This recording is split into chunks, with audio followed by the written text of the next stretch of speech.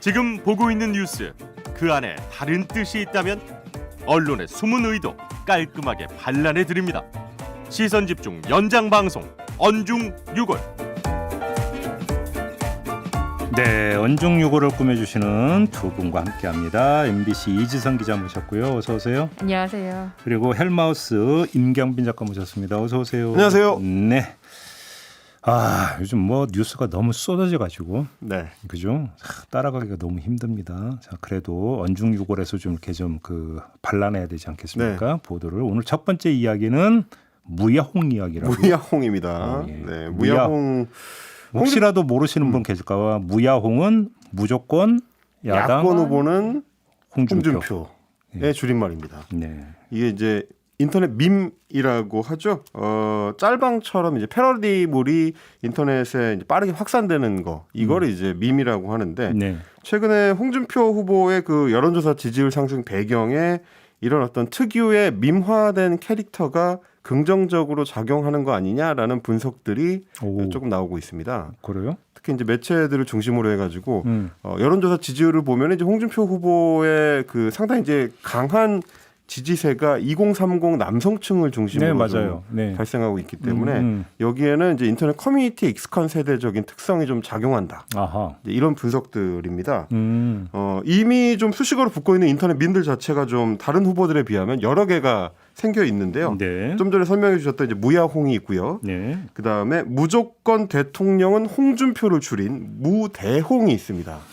네. 네, 이 무대홍은 홍준표 후보 본인이 좀 밀고 있는 걸로 보이는데 무야홍으로 하면 이제 야권 후보로 끝날 것 같은 느낌을 주니까 그래서 무대홍으로 업그레이드를 한 네. 그런 경향이 있고 돌돌홍이라고 해가지고 그건 또 뭐예요? 돌고 돌아서 홍준표다. 이런 얘기죠. 예. 네, 윤석열 후보처럼 이제 바깥의 후보한테 이제 눈치를 좀 줬다가 다시 돌아온 거예요. 돌돌홍 이런 것들. 그러니까 직관적으로 좀 꽂히는 이야기들을 중심으로 인터넷 밈이 지금 확산되고 있는데 사실은 지난 대선 때도 그렇고요.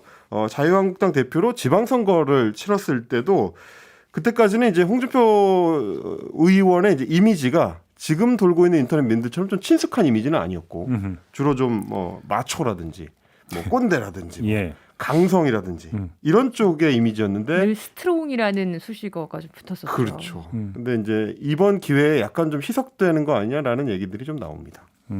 그러니까 사실은 이제 홍준표 후보의 지지율 상승세가 상당히 지금 눈길을 끌고 있는데 지지세 상승세의 어떤 동력을 좀 살펴보니까 이제 크게 두거든요. 하나는 조금 전에 이제 지금 헬마스가 이야기한 대로 젊은층, 특히 남성. 젊은 남성층에서의 어떤 그 지지세, 그다음에 또 한 가지가 이른바 역선택 아니냐, 뭐 해가지고 뭐 오히려 이제 진보 성향, 민주당 지지 성향을 보이고 있는 사람들, 그렇죠. 뭐 이 이야기를 하는 건데 여기서 이제 그러니까 젊은층 같은 경우, 20대 특히 20대 남성층에서의 지지율 상승세라고 하는 게 이 밈 덕분 아니냐 이런 거죠. 그렇습니다. 정리랑 우리 이지성 기자는 어떻게 보세요? 아니 밈이 가지는 힘이 생각보다 굉장히 강하다는 거를 최근에 많이 느끼고 있는데 사실 밈이라는 단어가 처음 나온 게 얼마 안 됐어요. 작년 초인가요? 그러니까요. 네, 밈이라는 단어라는 게 그 젊은 층들 사이에서 돌고 돌아서 제 귀에 들어온 것도 작년 한 뭐 중순쯤이었고 그때 뭐 기억하시는지 모르겠지만 놀면 뭐하니에서 가수 비가 나왔었잖아요. 근데 가수 비는 오랜 기간 뭐 과거의 탑이었으나 좀 주목을 받지 못하고 있다가 이 밈을 통해서 갑자기 다시 지상파로 끌어올려 온 대표적인 사례인데 깡이라는 노래 그 그렇죠. 뮤직비디오 이게 때문에. 몇 년 전에 나왔다가 깡. 그렇죠. 성공하지 못했던 망했던 노래가 3, 4년 뒤에 갑자기 젊은 층의 비아냥과 조롱의 재미, 놀이거리로 주목을 받으면서 갑자기 다시 톱스타로 올라온 그걸 보면은 홍준표 후보도 한동안 대중의 시선에서 멀리 떨어져 있었거든요. 근데 과거 대선 때 불었던 어떤 홍준표의 뭐 바람까지는 아니었지만 홍준표에게 잃었던 어떤 관심들 이게 지금 밈을 통해서 오히려 20, 30대 젊은 층을 중심으로 굉장히 활활 타오르고 있는 거예요.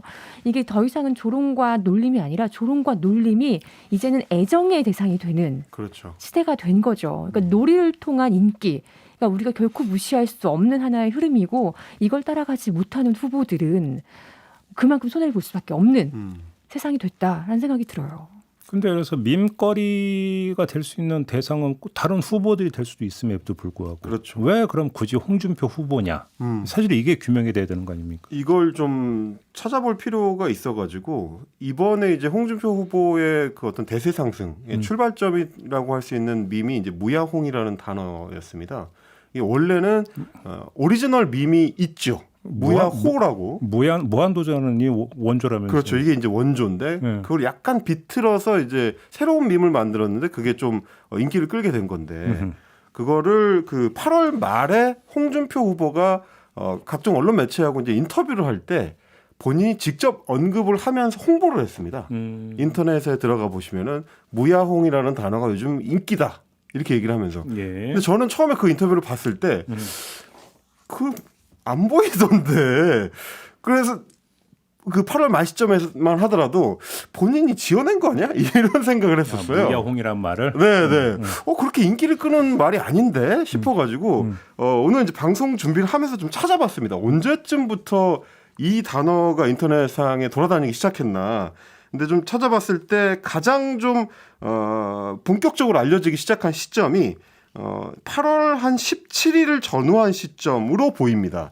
이때 DC 인사이드라는 인터넷 커뮤니티에 무조건 야권 후보는 홍준표, 아직은 줄임말이 본격화되기 전에 네. 이런 식으로 나오던 얘기가 8월 20일을 전후해가지고 무야홍이라는 줄임말 단어로 도배가 되기 시작하는. 그러니까 이제 DC 인사이드 같은 인터넷 커뮤니티에는 특정 단어가 도배되는 시점이 본격적으로 인기를 얻기 시작하는 시점이라고 볼 수 있거든요.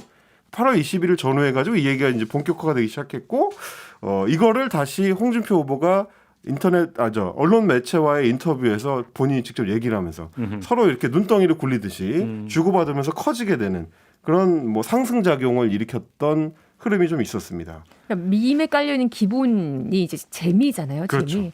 근데 홍준표 후보는 우리 모두가 알다시피 어떤 정책에 대한 깊이 있는 진지한 토론을 하는 캐릭터가 아니라 한마디 할 때도 한마디에 있긴 있죠. 그렇죠. 뭐 하기도 했겠죠. 네네네.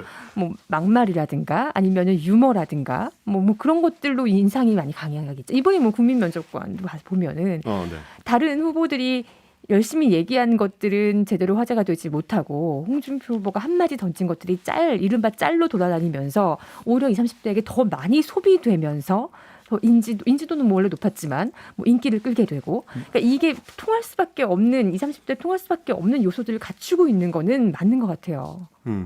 좀 전에도 JB께서 이게 왜 다른 후보가 아니고 홍준표냐 얘기를 해주셨는데 인터넷 커뮤니티의 속성이 좀 빠른 회전 그리고 빠른 그 스피드, 호흡 이런 건데요. 이 특성이 홍준표 후보의 어떤 정치적 언행이랑 굉장히 좀 유사하게 붙는 측면이 있습니다. 템포가 좀 빠르고 직관적인 말을 하고 그리고 바로바로 즉답을 하는 스타일. 그래서 이제 인터넷에서 유통되기에 좀 적절한 어떤 말들을 잘 던지기도 하거든요. 지금 안동진 PD도 올려준 얘기가 지난주에 홍준표 후보가 그 고발사주 문제에 관련해 가지고 윤석열 후보의 그 대응이 이제 적절하지 못하다고 얘기를 하면서 핑계로 성공한 사람은 김건모밖에 없다. 이런 얘기를 했는데 이게 사실 굉장히 직관적이면서 재밌는 얘기거든요. 이런 풍인 거죠. 그러다 보니까 기존에도 사실은 홍준표 후보가 지금처럼 친근한 방식은 아니었지만 인터넷 밈화돼 가지고 인터넷 공간에서 유통된 경우들이 이제 종종 있었습니다. 그러니까 결국은 이번 대선에서 아주 더 특별하게 나타나는 선거의 양상이 쟁점이 없는 선거. 네. 그러니까 좀 가치 중립적으로 점잖게 이야기를 하면 다시 말해서 여야가 무슨 노선이나 가치를 갖고 치받는 선거가 전혀 아니라는 것이죠. 정책 실종됐고. 네, 이렇게 되다 보니까 결국은 그게 긍정적인 차원이든 부정적인 차원이든 후보의 캐릭터가 결국은 어필하는 그렇죠. 이런 선거전으로 그냥 귀착이 되고 그러면 그럴수록 미디어 선거의 양상은 더 강화가 될 수밖에 네. 없죠. 그러니까 밈 현상이라고는 또 결국은 미디어 선거의 하나의 어떤 그 갈래로 이해를 할 수가 있는 거 아니겠습니까? 그렇게 놓고 본다면 캐릭터가 확실한 사람이 결국은 각광받는 그렇죠. 이런 양상을 빚을 수밖에 없는데 그래서 캐릭터가 강한 거로 치면 사실은 이재명 후보도 뭐 만만치가 않은 분이라고 볼 수 있죠. 근데 오히려 이제 이재명 후보 같은 경우는 저 여권에서 선두를 달리고 있다라는 부분에서 자기 관리 뭐 네. 이런 것들이 들어가다 보니까 오히려 이제 캐릭터를 스스로 누르는. 죽여버리는 네. 이런 어떤 그 양상을 보여왔기 때문에 근데 그거하고 비교를 하면 이재명 후보가 비교하면 홍준표 후보 같은 거기서 상대적으로 자유로웠던 부분들 이것이 일정한 어떤 그러니까 요인이 아닌가 이렇게도 분석해 볼 수 있겠네요. 그러면 그렇죠. 지금 야권의 대세 후보였다면은 네네. 이렇게 막말을 쉽게 내뱉지 못했을 겁니다. 그렇고요. 지금 말씀해주신 것처럼 사실은 이제 이재명 후보가 지금은 여야 공이 이제 양강에 들어가 있는 이 여권의 이제 가장 강력한 후보가 됐지만 기존에 아직 언더독이던 시절에는 실제로 이제 홍준표 후보하고 굉장히 유사하게 밈화돼 가지고 소비되던 정치인 중에 대표적인 케이스 중에 한 명이었습니다. 그러니까요. 지금도 이제 트위터 같은 공간에서는 이제 둠이라 그래가지고 DOOM 둠이라고 또 해가지고 둠은 또 뭐예요? 둠. 이재명 후보를 지칭할 때 예전에 이제 뭐 성남시장 시절, 경기도지사 시절에도 굉장히 좀 강하고 좀 공격적인 정책들을 많이 펴다 보니까 기존 질서를 뒤엎거나 뭐 때려 부순다 이런 의미로 이재명이 집권하게 되면 둠스데이 그러니까 최후의 날이 올 수 있다. 기득권층에게는 그렇죠. 그래서 이제 둠지사 뭐 이런 식으로 이제 붙여가지고 사용한다든지. 네, 기존의 이미지에서는 조금 그렇게 이제 밈화돼서 소비되는 측면이 있었고 실제로 인지도를 얻을 때 상당히 좀 도움을 받았던. 근데 그런 측면이 좀 이재명 있습니다. 지사는 어쨌든 정책적인 뭐 추진력, 실행력 이런 면에서 그런 강함을 보여준 그렇죠, 거라면 그렇죠. 물론 이재명 지사가 뭐 사생활 영역에서는 어떤 언행의 문제들이 많이 일어나긴 했었지만 공식적인 자리에서 그런 게 일어난 거는 저는 그렇게 기억에 많지는 않거든요. 근데 홍준표 전 지사 같은 경우는 공적인 자리에서 어떤 정책 추진력, 실행력 이것보다는 진짜 정책에 대한 혹은 상대방에 대한 비하 발언, 폄하 발언, 욕설 이런 걸 공적인 자리에서도 많이 내세웠단 말이에요. 가장 충격적이었던 것 중에 하나가 질문하는 기자한테 뭐 때려버리겠다, 맞을래? 뭐 이런 맞을래? 뭐 이런 거. 뭐 아구창을 날려버리겠다 이런 말을 하기도 하고요. 그런 말을 아구찜 2012 년도였나요? 말씀하신 거죠? 아구통을 이 아구통이었죠. 국회 본청 앞에서 네. 안경을 벗기고 아구통을 날리겠다 이런 말 했었잖아요. 2011년도에. 네. 제가 방송이라서 약간 걱정을 했는데 안동진 PD가 유튜브 방송이라 괜찮답니다. 일단 그렇게 놓고 본다면, 그러니까 여야 이제 각각 일강이 갖고 있는 어떤 그 대중 견인력이라고 하는 것이 상대적으로 떨어진다. 그러니까 사실은 이제 그 상당 기간 동안 지속됐던 현상이 그 여야 일강이 박스권에 갇혀 있는 여론조사 추이를 놓고 보면, 그러니까 그 현상은 아주 두드러진 현상이었거든요. 거기서 나타난 하나의 어떤 뭐냐면 반사 현상인 부분들도 분명히 있는 것 같고. 이렇게 놓고 본다면 또 여기는 그 즐기는 측면이 있는 거잖아요. 네. 재미가 있어야 되는 거죠. 그러면 이제 문제는 관심사는 그럼 이게 정말로 투표로 연결이 될 거냐는 또 하나의 어떤 중요한 관심사거든요. 그건 어떻게 보십니까? 근데 이제 저는 방송을 준비하면서 참조를 했던 게 이제 미국의 기존 정치권에서의 이제 파괴적인 흐름이 트럼프로 대표되는 소위 말하는 이 이미지 정치, 캐릭터 정치의 파괴력이었는데 뭐 지금 와서는 기존에 트럼프가 내세웠던 구체적인 정책이 뭐였는지 같은 거는 잘 기억을 못하지만 트럼프가 내세웠던 이제 메이크 아메리카 그레이트 어게인이라는 그걸 줄여서 이제 마가라고 했었던 그런 어떤 트럼프가 주창한 어떤 그 강성 이미지 그리고 밈화돼서 소비됐던 그의 캐릭터 정도만 기억이 나는데도 불구하고 미국 대통령을 지낼 수 있을 정도로 기성 정치권에 이제 파괴적인 영향력을 행사했었던 건데 우리도 그런 어떤 이미지 정치나 뭐 캐릭터 정치가 언론 매체와 인터넷 커뮤니티를 타고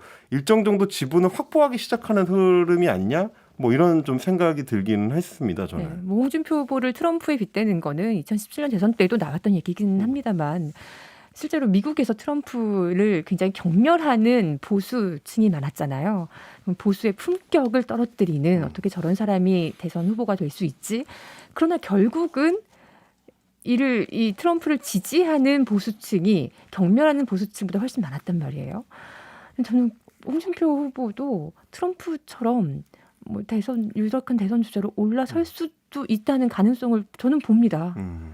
지금 분위기면 뭐 지금도 뭐 이해찬 총재도 그런 얘기를 했었지만 전 총재도 얘기를 했지만 보수의 품격, 합리적인 보수 이런 모습을 보여달라라는 주문이 나오기도 하죠. 근데 그 목소리가 과연 홍준표의 막말에 열광하는 이 지지층을 이길 수 있을지 물론 아직은 대세 후보까지는 아닙니다만 우리나라도 비슷한 양상을 보이지 않을까. 좀 다만 저는 좀 걱정이 되는 게 이렇게 이제 이미지 정치나 캐릭터 정치 중심이 되게 되면 특히 인터넷 커뮤니티 중심으로 되게 되면 소비 속도가 굉장히 빠르고 깊이 있게 살펴보는 진지한 시간을 갖기가 좀 어려워진다는 문제가 있거든요. 이게 이제 뭐 인기 투표를 하는 게 아니고 우리가 유권자들의 선택을 받기 위한 정치적인 과정인 건데 뭐 정책이라든지 본인이 갖고 있는 어떤 정견이라든지 이런 거에 대해서 좀 자세히 들여다볼 기회, 진지하게 검증해볼 기회를 어떻게 보면 이제 뺏길 수도 있다라는 좀 걱정이에요. 지난달에 이제 사형제와 관련된 그 논란을 홍준표 후보가 어떻게 보면 이제 유발하고 그걸 다시 이제 윤석열 후보하고 두테르테 논쟁으로 이제 비화되면서 사형제 얘기가 나오긴 했지만 홍준표 후보가 갖고 있는 사형제도에 대한 인식이나 발언들이 실제로 이거를 어떤 정책적 효과를 검증하는 차원으로 이제 넘어가거나 이걸 뭐 우리 사회가 어떻게 받아들여야 하는지에 대한 이제 논쟁으로 넘어가거나 이러지는 못하고 이 두 사람 사이에 또 하나의 상징인 두테르테를 중심으로 한 이미지 티키타카만 하다가 끝난 또 측면이 좀 있거든요. 실제로는 홍준표 후보 같은 경우는 발언을 할 때는 사회 안전망 구축 차원에서라도 흉악범에 대한 사형 집행이 재개돼야 된다라고 지난달 21일에 얘기했습니다. 근데 뭐 제가 이제 자료를 통해서 이제 검증을 좀 해봤을 때는 사형제도를 존치하느냐 혹은 폐지하느냐에 따라서 해당 국가의 치안 상태가 달라지는 경우는 이제 연구를 통해서 정확하게 검증된 경우는 없거든요. 워낙에 이제 연구 결과들이 이제 엇갈리고 흉악범죄의 유발 요인에 대해서는 이제 사형제의 존치 여부만이 아니라 너무나 다양한 그 요소들이 작용을 하기 때문에 이렇게 이제 단순화시켜서 사이다로 소비하기에는 굉장히 큰 주제인데도 불구하고 그냥 얼렁뚱땅 넘어가 버린 이런 측면들이 좀 있는 것 같아서 앞으로 대선 국면에서도 이런 게 계속 반복된다면 제대로 된 검증을 하는데 좀 방해가 되지 않을까 좀 그런 걱정이 되긴 합니다. 알겠습니다. 아무튼 이 현상이 제가 볼 때는 좀 이따 이제 그 국민의힘이 2차 컷오프가 이제 이루어지는데 네. 뭐 공개가 설령 안 된다 하더라도 그래도 이제 내부에서는 이제 돌지 않겠습니까? 이제 그 2차 컷오프 과정에서 윤석열의 성적표와 홍준표의 성적표가 어떻게 나오느냐. 이게 아마 그러니까 상당히 중요한 아마 분기점이 될 것 같아요. 이걸 좀 한번 보도록 하겠고요. 네. 자, 두 번째 뉴스로 넘어가 볼까요? 두 번째 뉴스 제가 아주 잘 아는 분들에 대한 이야기입니다. 지난주에 이제 한국의 유튜브 세계에서는 최고의 화제가 윤석열도 아니고 홍준표도 아니었고 가로세로 연구소라는 네. 유튜브 채널의 그 진행자 3인이 체포됐었던 사건입니다. 가세현 출연자들이 이제 사이버 명예훼손 그리고 모욕 이런 혐의로 10여 건 이상 지금 고소를 당한 상태인데 지난 7일까지 경찰 쪽에서 이제 10여 차례 정도 출석 요구를 했는데 여기에 이제 응하지 않아서 결국 법원에서 체포영장을 발부받아가지고 각 출연자들의 자택에서 체포가 이루어졌습니다. 근데 문제는 그 강용석 소장하고 김세희 대표가 영장 집행에도 불응을 해가지고 각 자택에서 한 9시간에서 10시간 가까이 대치를 하다가 끝내는 이제 경찰이 이제 문을 뜯고 진입을 해가지고 체포하는 장면이 김세희 전 MBC 기자의 라이브 방송 생중계를 통해서 구독자들한테 이제 다 그 공개가 된 그런 상황이 있었습니다. 그래서 이제 김세희 전 기자 같은 경우는 굉장히 좀 격렬하게 저항을 하면서 이 정권의 지금 탄압을 받고 있다. 우리가 조국 전 장관이나 이인영 장관을 언급했기 때문에 이렇게 탄압을 받고 있다. 이런 식의 주장을 펼치면서 억울함을 좀 호소하기도 했습니다. 참 돈 버는 데는 귀재다. 라는 생각이 전 들었습니다. 그날 슈퍼챗 수익 기사 많이 나왔잖아요. 엄청났습니다. 네. 엄청났습니다. 플레이보드라고 이제 그 유튜브 채널의 통계 데이터를 집계해주는 사이트가 있는데 거기서 추정한 바에 따르면 이날 하루 동안에만 슈퍼챗 후원금이 약 1,300여만 원 정도가 들어온 걸로 추정이 되고요. 이걸 제가 조금 다른 그 유튜브들하고 이제 비교를 해보았는데 그날 하루에 한국 유튜브 전체에서 한국 유튜브 채널 전체에서 가장 슈퍼챗을 많이 받은 채널이었고요. 전 세계 기준으로 봐도 전 세계 3위에 해당하는 기록이었습니다. 그야말로 이제 대박이 터진 그런 상황이라고 볼 수 있을 것 같습니다. 그러니까 이게 이제 뭐 체포 영장을 발부받아서 체포에 나선 거는 뭐 충분히 그럴 수 있다고 생각을 해요. 한두 건도 아니고 10여 건 네. 이거에 대해서 이제 전혀 이제 경찰 조사에 응하지를 않았기 때문에 네. 그렇다고 뭐 안 오니까 저희도 어쩔 수 없어요라고 해버리면 결국은 형사사법이라고 하는 게 마비되는 것이기 때문에 어떤 최후의 수단으로 체포영장을 발부받아서 체포에 나선 것은 어찌 본다면 뭐 그것은 정당한 절차다. 일단 좀 이렇게 봐야 되는 것 같고요. 일단 논점은 경찰이 조사해서 구속영장을 신청을 했는데 검찰이 구속영장 신청을 기각했다. 네. 다시 말해서 법원에 구속영장을 청구하지 않았다라는 거잖아요. 이 점을 어떻게 봐야 될 것인가 좀 문제가 있는 것 같은데 어떻게 보십니까 두 분은? 실제로 구속영장과 체포영장은 발부 요건 자체가 완전히 다릅니다. 그렇죠. 그러니까 형사소송법에서도 아예 조항이 따로 나뉘어져 있어요. 체포영장은 형사소송법 200조, 구속영장은 201조인데 그 김세익 씨가 체포될 때 뭐 라이브 방송을 하면서 외쳤던 건 내가 도주를 할 것 같느냐, 내가 증거인멸을 할 것 같냐, 난 그런 도주와 증거인멸의 우려가 없는데 나를 왜 영장을 가지고 체포하느냐라고 마치 무슨 구국열사나 되는 것처럼 이렇게 외쳤는데 말씀하신 것처럼요. 체포영장은 전혀 그 요건과 해당이 되지 않죠. 그냥 여러 차례 정당한 사유 없이 수사기관의 출석 요구에 불응하면 체포영장 발부될 수 있는 거고. 근데 구속영장의 요건이 바로 그 도주의 우려와 증거인멸의 우려 그리고 범죄의 중대성까지 3대 요건을 종합적으로 고려해서 발부가 되는데요. 뭐 본인이 라이브 방송에서 라이브 방송을 해야 돈을 벌 수 있는 입장에 있는 사람이 도주를 할 우려는 제가 봐도 크게 있어 보이지는 않습니다. 뭐 그런 일종의 관종이기도 하잖아요. 이런 분들이 제가 그래서 변호사분들한테도 않죠. 좀 네. 물어봤는데 네. 체포영장을 발부한 거에 대해서는 대체로 그럴 수 있다는 뭐 얘기를 하긴 하더라고요. 이게 왜 그러냐면 명예훼손인데 허위사실 유포에 의한 명예훼손이라서 허위사실 여부는 경찰이 굳이 소환조사를 안 하더라도 이제 밝힐 수가 있는데 다만 이거를 실제로 허위사실로 인식을 하고 방송을 한 건지 그럼에도 불구하고 왜 그랬는지를 본인한테 물어보지 않으면 사건 진행이 좀 어려워서 꼭 조사를 해야 되기 때문에 체포영장을 발부받을 수 있다. 이제 이런 정도까지는 되는데 이제 구속을 하려면 지금 말씀해 주신 것처럼 또 다른 요소가 필요하니까 아마 그 그러니까 부분에서는 좀 판단이 달라졌을 것 같습니다. 증거인멸 부분도 그렇죠. 명예훼손의 모욕 같은 경우는 그 명예훼손이냐 아니냐, 모욕이냐 아니냐의 가장 강력한 그 증거는 그 표현물. 네. 그거이기 때문에 그 표현물은 어디 안 가죠. 그렇죠. 이미 캡처가 돼 있죠. 네. 이미 예를 들어서 기사화하고 방송 내보낸 걸 인멸할 수는 없는 것이기 네. 때문에 그래서 사실은 어떤 명예훼손 사건 같은 경우는 보통 이제 불구속 상태에서 수사를 하고 재판을 하는 게 이제 통례인 부분들. 아마도 이번에 이제 구속영장 신청을 기각한 것도 그 차원으로 이해를 하면 될 것 같아요. 그렇습니다. 그래서 이거 뭐 주인이 근데 문제는 이 사람들이 어떻게 죄가 없다고 판단한 게 아닌 거잖아요. 바로 그렇습니다. 그잖아요. 그럼요. 제가 좀 주목을 한 거는 그 비즈니스 모델, BM이라고 하죠. 이 우파 유튜브 채널의 비즈니스 모델의 어떤 독특함인데 지금 그 이지선 기자께서도 지적을 해주신 것처럼 김세희 전 기자가 체포되면서 계속해서 이제 막 정권의 탄압이다, 뭐 내가 이렇게 우리가 이렇게 어려움을 겪고 있다 이 부분을 굉장히 강조했고 가세연의 또 다른 출연자인 이제 김소연 변호사가 있는데 전 미래통합당에서 총선 후보로 이제 입후보를 하기도 했던 분인데 이분도 역시 마찬가지로 정권의 탄압을 얘기하면서 오늘은 가세연이 잡혀가지만 다음에는 당신 차례입니다라는 식의 구호, 뭐 일종의 이제 그 자신들의 억울함을 호소하는 이제 구호이자 연대를 호소하는 구호를 외치기도 했고요.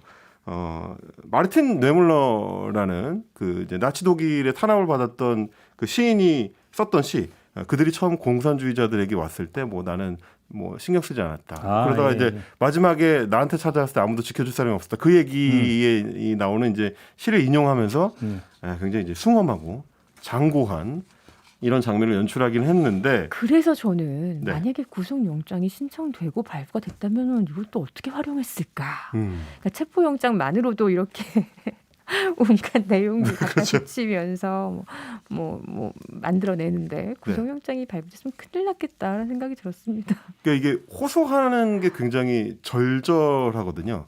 근데 보통 지금 최근에 그 많은 수익을 거두고 있는 유튜브 채널들이 이런 식의 이제 정권과 각을 세워서 우리가 이제 정권을 향해서 싸움을 하고 있다라는 게 굉장히 중요한 어떤 요소로 작용을 하기 때문인 건데 문제는 이 사람들이 이제 체포영장을 받게 된 그 내용입니다. 실제로 과연 정권과 각을 세워서 그렇기 때문에 정권의 눈치를 본 경찰이 무리한 어떤 체포를 시도한 건지를 따져봐야 될 건데 주로 이제 조국이나 이인영이라는 정권과 관련된 정치인들의 이름을 거론해서 그렇지 실제로는 다른 사람들하고 더 많이 깊이 연관이 돼 있는 측면이 좀 있어요. 김병우 국민의힘 의원이라든지 이분도 가세현 출연자들 고소한 상태고 이제 뭐 성폭행 혐의가 있다라고 이제 처음에 가세현에서 문제 제기를 했었는데 무혐의 판명이 났었습니다. 이분도 고소를 했고 최태원 SK그룹 회장, 뭐 개그맨 박수홍 씨, 가수 김건모 씨, 유튜버인 그 이근 전 대위라고 있고요. 네. 그리고 이제 제가 또 아주 잘 알고 있는 전직 안티페미 유튜버라고 호칭할 수가 있을 건데 윽튜브라는 친구가 있습니다. 이분 같은 경우는 이제 배유군이라는 실명으로 이제 고소를 한 게 체포영장에 올라 있어서 이번에 또 화제가 되기도 했는데 이런 이름들이 이제 고소를 한 사유가 무슨 정치적인 사유나 이 숭고한 어떤 정권과 연관돼 있는 정치 탄압과 연관돼 있는 사연들이 아니고 김병우 의원을 이제 성폭행범이라고 이제 지칭하면서 계속 방송을 했던 거가 좀 문제가 된 거고 조국 전 장관과 관련해서도 딸이 뭐 포르쉐를 타고 다닌다 혹은 조 전 장관이 이제 특정 여배우를 뭐 밀어줬다 이런 식의 이제 가십성 황당한 어떤 찌라시 방송을 했던 게 문제가 됐던 거고요. 뭐 다른 분들도 다 마찬가지인데 심지어 그 전직 유튜버 배유근 씨 같은 경우는 김세희 전 기자가 커뮤니티 게시물을 통해서 뚱뚱하다 이러면서 신체적인 부분을 조롱하는 내용을 유튜브 채널에 올려가지고 그것 때문에 고소를 당한 겁니다. 이런 내용들은 사실은 정권의 탄압하고는 아무 상관이 없는 가십성 찌라시를 확인 없이 올렸다가 이제 고소를 당한 케이스라서 그렇게 보기엔 좀 무리다. 네. 그런데 그런 가십성을 가지고는 돈을 벌 수가 없는데 정치적으로 비화를 시켜야 돈을 벌 수 있으니까. 그렇죠. 실제로 가세현이 돈을 가장 많이 벌었던 시기가 지난 4.15 총선 직후였잖아요. 4.15 총선이 부정선거다라는 주장을 그렇죠. 매일 이어가면서 엄청난 슈퍼챗을 올렸고 슈퍼챗을 올리는 것뿐만 아니라 그것도 모자라서 후원금을 따로 걷었죠. 그렇죠. 그때 민경욱 의원이랑 같이 네네. 뭐 출연을 해서 같이 뭐 부정선거를 파헤치겠다라면서 후원금을 거의 5천만 원 목표 금액으로 삼고 모았던 걸로 기억하는데 그때 모아준 후원금은 어떻게 했는지 혹시 나왔나요? 저는 그거 궁금하더라고요. 이게 내역을 밝힌다고 했는데 아직 나오지는 아직도 안 않은 나왔나요? 상태입니다. 아직도? 알겠습니다. 자, 뭐 그 정도로 하고요. 네. 마지막 이야기로 좀 넘어가죠. 네, 마지막 이야기는 이제 국민지원금 혹은 뭐 재난지원금이라고도 얘기하는데 국민지원금 관련해서 그 우리 언론들이 비판하는 방향성에 대해서 좀 고민을 좀 해보고 싶었습니다. 네. 국민지원금 지급이 이제 본격적으로 시작되면서 논란도 좀 커지고 있는데 애초에는 건강보험료와 연동해가지고 이제 소득 파악을 해서 88만 원, 하위 88만 원까지만 지급을 하겠다, 88%까지만 지급을 하겠다. 이렇게 이제 기준선을 잡았습니다. 이제 기준선 자체도 원래 논란이었는데 최근에는 이의 신청을 좀 적극적으로 받아서 민주당에서 한 90% 선까지도 확대할 수 있다. 이 얘기를 하는 바람에 좀 논란이 좀 더 커졌습니다. 이러자 이제 언론 매체들이 오락가락 정책이다, 기준이 없다 이런 비판을 지금 쏟아내고 있는 상황인데 예를 들면 이제 매일경제 같은 경우도 그럼 90%까지 확대하면은 91%는 그럼 어떡하냐? 이런 얘기, 오락가락 정책에 이제 분통을 터뜨리고 있다라고 이야기를 하면서 당초 지급 대상자를 선별하는 과정에서 발생하는 비용을 고려하면 애초 전 국민 대상으로 지급했어야 한다는 지적도 나오고 있다. 이렇게 기사를 썼습니다. 그럼 이 기사만 보면 매일경제 측은 전 국민 재난지원금 지급이 옳다고 보는 쪽인 것 같아요. 반면에 조선일보 같은 경우는 사설까지 써가지고 떼쓰면 돈 주는 재난지원금 갈 때까지 간 선거연 돈 장난이라고 하면서 이번 재난지원금 지급을 이제 내년 대선을 겨냥한 매표행위다. 그래서 못 받게 되는 10%는 어차피 여당 지지표가 아니라고 계산한 결과다. 이런 얘기였습니다. 예. 그러면 이제 조선일보의 사설대로 하면 이제 재난지원금을 지급하는 자체가 매표 행위니까 아예 지급을 하지 않아야 되는 셈이 되는 거죠. 근데 아무튼 그 이의 신청은 폭주를 했고요. 그건 지난주 금요일에 저희하고 인터뷰했던 전현희 국민권익위원장 하루에 뭐 만 몇천 건씩 이의 신청이 접수가 되고 있다고 했으니까 그러니까 이의 신청이 폭주를 하고 있는 현상에 대해서 언론이 보도하는 것까지도 그러니까 그 현상을 따라가는 네. 거니까 현상을 있는 그대로 전달하는 거니까 여기까지는 문제가 없어요. 그러면 어떻게 하자라는 것인지 바로 이 지점에서 사실은 짚어봐야 되는 부분인데 네. 고로 선별은 구조적으로 이런 문제가 있으니까 보편적으로 가야 된다는 주장이냐 아니면 선별은 맞는데 선별의 기준이 잘못되어 있으니까 더 정교하게 가다듬어야 된다는 이야기냐 이게 뭔가 명확하지가 않은 거죠. 네. 아니면 그래서 애초에 지급하지 말았어야 되는 그렇죠. 거냐. 언론사별로 어떤 자기네 주장이 정확히 있고 이 방향으로 가야 된다 대안이 있다면 일관되게 가야 되는데 일관성이 전혀 없죠. 그러니까요. 오히려 이제 정권 때리기. 네. 네. 그러니까 제가 볼 때는 저는 정권 때리기에 대해서 욕할 생각이 없습니다. 얻어 맞아도 할 말이 없다. 정부는 저는 그렇게 생각합니다. 그렇기 그러니까. 때문에 정권 때리기는 좋은데 정권을 때리는 이유와 목적은 분명해야 되잖아요. 그게 뭐냐라는 거죠. 그게 없다라는 거죠. 제가 그래서 좀 전에 소개해드린 조선일보하고 매일경제의 그 일관성이 있는지를 좀 따져봤는데 일단 맞자 쪽에 가까운 것 같습니다. 지금 두 매체의 방향을 보면 이유가 뭐가 됐든 일단 맞자 쪽에 가까운 것 같은 게 일관성을 발견하기가 좀 어렵더라고요. 예를 들면 조선일보가 9월 10일에 내놓은 기사 같은 경우는 신골품제라는 재난지원금 계급표 이런 식의 이제 타이틀을 달면서 이번에 이제 재난지원금 지급 여부에 따라서 이제 계급이 나뉜다는 이제 풍자를 전하면서 차등 지급 자체에 대해서 인터넷에 그게 이제 돈다라고 저는 그렇습니다. 거죠. 문제 제기를 합니다. 그러면 이걸 보면 보편 지급을 해야 된다는 것 같지만 이것도 좀 애매한 것이 아예 이제 그 이재명 후보가 전 국민 지급을 해야 된다는 주장을 편 그 내용을 전하면서 뭐라고 꼬리표를 붙였냐면 그렇잖아도 지금 국가 채무가 급격하게 늘어나고 있는데 나라빚 900조인데 이 상황에서 전 국민 지급을 하는 게 말이 되느냐는 논조의 기사를 또 쓰기도 했습니다. 그러면 보편 지급을 해야 된다는 건지 선별 지급을 해야 된다는 건지 조선일보 입장에서 좀 왔다 갔다 하는 측면이 있는데 동시에 9월 6일에 지면 기사에서는 뭐라고 지면 기사를 냈냐면 재난지원금 신청하세요. 오늘은 16년생 이렇게 하면서 재난지원금의 신청 날짜라든지 신청 방법이라든지 사용처라든지 뭐 신청 기한이라든지 이런 걸 또 상세하게 소개를 합니다. 그러면 결국 이제 재난지원금을 적극적으로 지급하는 것이 좋은 것 같은 느낌을 또 주기도 해서 그거는 뭐 그냥 안내 차원이라고 이해를 네. 하면 될 것 같고. 그러니까 문제는 이거죠. 그러니까 정부가 88%라고 하는 기준을 잡은 산출 근거가 사실은 없어요. 그러면 그렇죠. 88% 이하를 잡은 이유가 뭔지가 전혀 나오질 않고 사실은. 그러면 예를 들어서 한번 이렇게 볼 수 있죠. 대한모색 차원에서 차상위 계층 이하까지만 준다.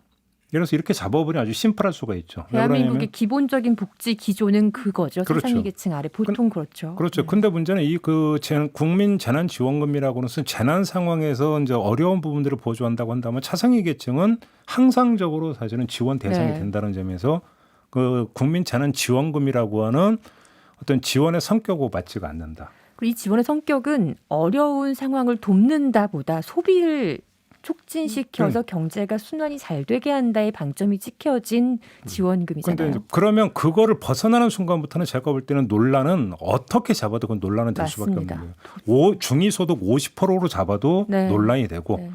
88%가 아니라 95%로 잡아도 논란은 되는 거죠. 왜? 그 경계선에 있는 사람들은 왜 우리는 빼냐라는 이야기는 끊임없이 나올 수밖에 그렇죠. 없으니까. 갖고 있는 근본적이고 본질적인 문제는 여기에 있는 거거든요. 그러니까 이거에 대해서 대안을 내놓으면서 요걸 하라라는 거잖아요. 그게 없는 거잖아요. 간단히 제가 얘기하면. 아쉬운 점은 2020년도 초반에 코로나 사태가 터진 초반에는 무조건 긴급성이 중요했습니다. 이거를 기준을 나누고 선별을 하는 이 과정 자체가 굉장히 오래 걸리고 복잡하고 힘든 작업이기 때문에 그때는 무조건 선별이 맞았었고, 근데 선별이 아니라 보편 지급이 맞았었고, 그 긴급성이 중요했기 때문에. 근데 그때도 보편 지급에 대해서 보수 언론들은 계속 비판을 했었죠. 근데 사실 저희가 아쉬운 부분은 이미 2년이 다 된단 말입니다. 그 2년의 기간 동안 정말 선별을 제대로 할 수 있는 기준을 마련하기가 힘들었을까? 그럼 그게 너무 궁금한 거예요. 그럼 지금 이번 국민지원금 같은 경우에 건강보험료를 기준으로 나눴단 말이에요. 근데 지역가입자는 재산도 좀 포함이 돼서 기준이 나뉘고요. 근데 직장가입자는 무조건 100% 소득만 가지고 그렇죠. 기준이 나뉩니다. 이 건강보험료 굉장히 간단한 방법이죠. 하지만 지난 2년 동안의 시간을 지나면서 우리가 왜 우리 정부는 더 정교한 기준을 만들지 못했나? 왜 지금도 고작 건강보험료 하나만 가지고 이걸 나누고 있는가? 왜 이런 분란을 일으키는가라는 아쉬움이 있고요. 그럼에도 불구하고 정부가 그러면은 아예 일관되게 정책을 가져갔으면 좋았을 텐데 애초에 작년부터 보편으로 갔으면 올해도 보편으로 일관되게 이재명 후보처럼 나는 선거 때문이 아니야. 나는 원래 경기도지사일 때부터 나는 애초에 보편 지급주의자였어. 이걸 이어가는 행보였으면 욕을 먹더라도 이렇게까지 욕은 안 먹었을 것 같은데 왜 이제 와서 선별로 바꾸면서 또 제대로 된 기준 마련은 못해서 이렇게 두들겨 맞고 있는가? 이제 이런 문제를 7월 26일에 매일경제가 사설을 통해서 이제 비판한 적이 있습니다. 선별도 보편도 아닌 어정쩡한 재난지원금, 국민 분열만 키운다. 지금 우리가 지금 논의를 하고 있는 것처럼 너무 이렇게 중구난방으로 이야기를 하는 바람에 결국에는 서로 좀 이렇게 다툼만, 논쟁만 좀 커지는 문제를 지적을 이렇게 했습니다. 준엄하게 지적을 했는데 한 달 뒤인 8월 23일에는 같은 매일경제인데요. 같은 사설이고요. 소득 양극화 심화되는데 전 국민 재난지원금 계속 주장할 건가라는 사설을 냅니다. 이렇게 되면은 전 국민 하지 말고 특정 계층에만 선별 지급을 하라는 것처럼 또 보여서 그러면 또 어느 쪽에 장단을 맞춰서 우리는 이제 매일경제 논조를 파악해야 되는가? 저는 이제 미디어 비평하는 측면에서는 이런 고민을 하게 되는 거고 그 혼날 때 혼나더라도 내가 왜 혼나는지를 명확하게 알고 혼이 나면 다음에 그걸 좀 개선할 수가 있는데 이럴 때는 이래서 혼내고 저럴 때는 저래서 혼내고 지난번에 혼난 거를 참고를 해가지고 고쳤는데 이번엔 또 고쳤다고 혼내고 이러면 이제 사실 혼나는 사람 입장에서는 다음에 어떻게 해야 되는지 좀 감을 잡기가 어려워지니까. 그러니까 이번에 그 정부가 자기 고백을 했다고 보는 게 제가 볼 때는 선별을 할 수 있는 행정 역량이 안 된다는 걸 저는 자기 고백했다고 봐요. 그러니까 가장 본질적인 문제는 여기에 있다고 보고 두 번째는 선별을 주장하는 사람들이 논리가 이런 게 있어요. 코로나라고 다 피해본 게 아니다. 오히려 코로나 때문에 득을 보는 업종도 있지 않느냐. 그래서 플랫폼. 그렇죠. 그러면 플랫폼 사업자만이 아니라 플랫폼 노동자들 같은 경우도 많이 늘지 않았느냐. 늘었겠죠. 그러면 그 사람들이 그러면 그 1,000만 원이 되고 2,000만 원이 돼가지고 지원금 안 받아도 충분히 그러니까 뭐 먹고 살 만큼 확 늘었느냐. 이렇게 물어보면 그러니까 그럼 뭐라고 대답을 할 것이며. 그렇죠. 두 번째 플랫폼 노동자 사이에서도 예를 들어서 그럼 또 편차가 있을 거 아닙니까? 그런 말 그대로 실적이니까. 그러면 그걸 또 어떻게 가려낼 건데요? 지금 중앙정부에서 그 일률적인 선별 기준 하나도 추출하지 못하고 네. 이 난리통을 피우고 있는데 그러니까 설령 그 논리를 대입을 한다도 갈라낼 방법이 없잖아요. 그러니까 문제는 저는 그래서 거기서 한번 제기하고 싶은 문제고요. 대한민국 사회가 행정 역량이나 민간 부분에서 선별에 지금 준비가 되어 있느냐라는 거예요. 제가 보기엔 안 돼 있어요. 전혀 안 돼 있어요. 이게 코로나 시대에 자영업자들 정말 힘들었잖아요. 근데 자영업자들도 부익부 빈익빈 나뉘고 있거든요. 그러니까요. 근데 자영업자들 피해를 보상하는 것도 선별 기준 하나 못 만들어서 지금 또 통과가 안 되고 있는 거잖아요. 진짜 행정 네. 그러니까 이제 그런 점에서 제가 볼 때는 뭔가 비판을 하는 건 좋은데 비판이라고 하는 것은 우리가 이제 보통 많이 사람들이 착각하는 게 관찰은 그러니까 관찰 행위처럼 가치 중립적인 행위가 없다고 착각하는 사람들이 많이 있거든요. 관찰처럼 목적 의식이 뚜렷한 행위가 없어요. 우리가 그러니까 세상을 밖을 바라보는데 자기가 프레임을 설정하지 않으면 관찰이 불가능한 거잖아요. 어디에 초점을 맞춰서 뭐를 보고자 할 때 사진을 찍는 원리가 그거잖아요. 핀트를 어디에 맞추느냐. 그게 목적이잖아요. 관찰도 목적이 있어야 관찰이 성립이 되는 건데 마찬가지인 거죠. 비판이 그러니까 성립이 되기 위해서는 비판을 하고자 하는 이유 목적이 정확히 그러니까 전제돼야 되는 건데 지향점이죠. 그렇죠. 이게 없어요. 이게. 그다음에 있어도 우격다짐인 거죠. 안 되는 건데 계속 우격다짐을 하고 있는 거. 저는 그런 점에서 정부도 욕먹어 싸지만 도대체 그 아무런 어떤 그 지향점 없이 그런 정부를 욕하는 언론도 문제가 있다. 이건 그런 점에서 뭐 좀 생산적인 논의가 전혀 안 되고 있다라는 거죠. 네. 너 잘 걸렸다. 일단 그 두들겨 맞아라. 이거밖에 안 되는 거잖아요 지금. 그래갖고 뭐가 개선이 되는데요. 그래서 개선될 게 아무것도 없죠. 갈지자 행보와 갈지자 행보가 만나면 이제 춤을 추는 것 같은 모양이 되는 그런 상황인 것 같습니다. 그러니까 보면서 참 진짜 한마디로 춤춘다라는 생각이 딱 들더라고요. 보도를 보면서. 그러면서 좀 그 공론 이야기 참 많이 하는데 공론에서 진득함 좀 한번 그 견제해 봐라. 그래야 공론다운 공론도 한번 펼 거 아니냐 이런 말씀을 좀 꼭 드리고 싶어요. 마무리할까요? 저는 할 얘기 다 있습니다. 대한민국 언론의 수준이 이 정도인 겁니다. 그러니까 근데 이 문제는 왜냐하면 요번에 이제 뭐 어떻게든지 마무리는 되겠죠. 요번 지원금이 어떻게든 마무리되지 않겠습니까? 지급이. 근데 문제는 그게 끝이 아닐 거 아니에요. 그잖아요. 대선 과정에서 또 이제 국가 재정의 역할 당연히 어떤 화두가 될 거고 뭐 이재명 지사는 뭐 기본소득 얘기하는데 또 상대편 반대를 하고 있고 이건 계속 이어지는 거거든요. 그렇게 좀 보는데 이걸 계기로 그러면 우리 사회는 얼마나 준비되어 있고 어떻게 그러면 어디를 지향해서 가야 되는 거야 저는 논의를 해 들어갈 수 있는 중요한 계기점이죠. 좀 그렇게 삼으면서 얘기를 좀 했으면 더 좋겠는데 그것도 아니에요. 근데 이 관련한 팩트 체크는 이미 굉장히 많이 이루어져 왔습니다.